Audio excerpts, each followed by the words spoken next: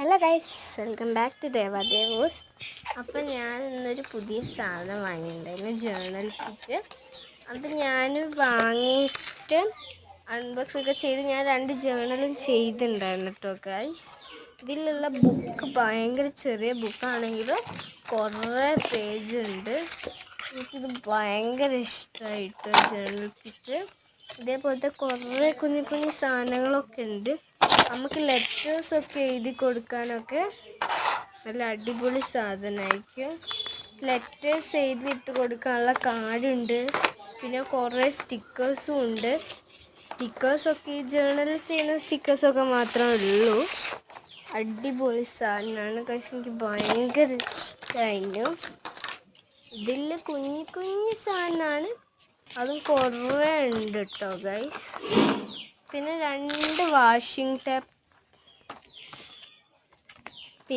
Washing ടാപ്പും ഉണ്ട്. പിന്നെ journal ചെയ്യുമ്പോൾ തോട്ട്സൊക്കെ ഇല്ലേ, അതൊക്കെ ഇതിൽ സ്റ്റിക്കർ പോലെ ഉണ്ട്. അത് നമുക്ക് ആ സ്റ്റിക്കറൊക്കെ എടുത്ത് ഒട്ടിച്ചാൽ മതി കേട്ടോ ഗൈസ്.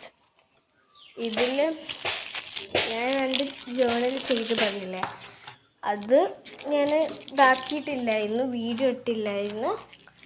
പക്ഷെ ജേർണൽ അടിപൊളിയാണ് ജേർണൽ കിറ്റ്.